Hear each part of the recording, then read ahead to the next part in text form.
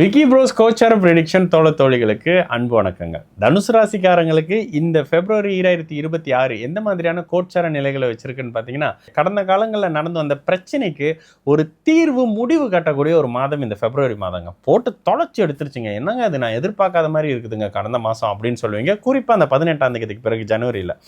இப்போ பிப்ரவரி 2026 மாதம் பிறந்த உடனேயே பிரச்சனைகள், இவ்வளவு நாள் பிரச்சனையாக இருந்த அமைப்பு 8ஆம் இடத்தினுடைய அதீத சுபத்துவத்தின் காரணமாக இதுவே நமக்கு சாதகமாக மாறக்கூடிய ஒரு காலகட்டம்ன்ற மாதிரியான விபரீத ராஜயோகம் அட்டகாசமாக செயல்படக்கூடிய அமைப்புன்னு சொல்லுவேன். கிட்டத்தட்ட 1, 2, 3ஆம் தேதிக்குள்ளேயே இந்த அமைப்பு நடந்துரும். 8ஆம் அதிபதி பௌர்ணமி சந்திரனா வந்துருவாரு, லாபாதிபதி 2ஆம் இடத்துல வந்துருவாரு, 6ஆம் அதிபதியும் அந்த சுக்கிரனே வந்து 2ஆம் இடத்துல என்னும் பொழுது விபரீத ராஜயோகம் இத்தனை வருஷம் காத்துக்கிட்டு இருந்த ஒரு பெரிய ப்ராஜெக்ட் என் கைக்கு கிடைச்சிருச்சிங்கன்னு சொல்லக்கூடிய ஒரு அற்புத மாதமாக இருக்குங்க தனுசு ராசிக்காரங்களுக்கு. மாதம் தொடங்கும் போதே 8ஆம் அதிபதி அதீத சுபத்துவ நிலையில தைப்பூச நிலையில தான் மாதம் பிறக்குது. அப்போ 8ஆம் பாவகத்தின் அடுத்தவருடைய பணம், நல்ல லாபம், அதிர்ஷ்டம் மாதிரியான அமைப்பு, பூர்வீக சொத்து, பெரிய அளவுக்கு புதையல் கிடைக்கக்கூடிய அமைப்புன்றது. புதையல்னா என்னங்க, புதையல் கிடைக்குமா? நல்லா உட்காந்து சம்பாதிக்கிற மாதிரியான ஒரு இடத்துல வேலை கிடைக்கிறதுன்றதே ஒரு பெரிய புதையல் தானே. நல்லா 10-20 வருஷத்துக்கு சம்பாதிக்கக்கூடிய இடத்துல இது மாதிரியான வாய்ப்புகள் கிடைக்க ஆரம்பிக்கக்கூடிய அமைப்புங்க இந்த பிப்ரவரி 2026 தனுசு ராசிக்காரங்களுக்கு. உண்மையிலே தனுசு ராசிக்காரங்க கடந்த காலங்களில் மெதுவாக குழந்தை மாதிரி தாங்க தத்தி மேலே வந்துகிட்டு இருக்கீங்க.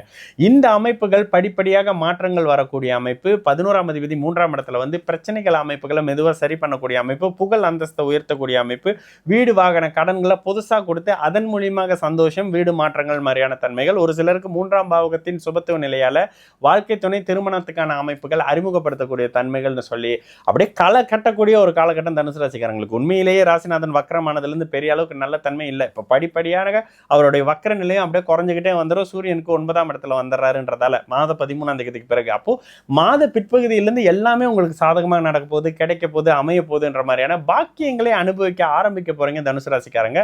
அதற்கான மாற்றங்களும் முன்னேற்றங்களும் தொழில் தொடக்க அமைப்புகளும் அறிமுகங்களும் வாய்ப்புகளும் சந்தர்ப்பமும் வந்தால் தானே நான் சம்பாதிப்பேன்னுவீங்கல்ல, அந்த சந்தர்ப்பங்களும் சேர்த்து கிடைக்கக்கூடிய ஒரு காலகட்டம் சகல தரப்பு தனுசு ராசிக்காரங்களுக்கும் இந்த பிப்ரவரி 2026.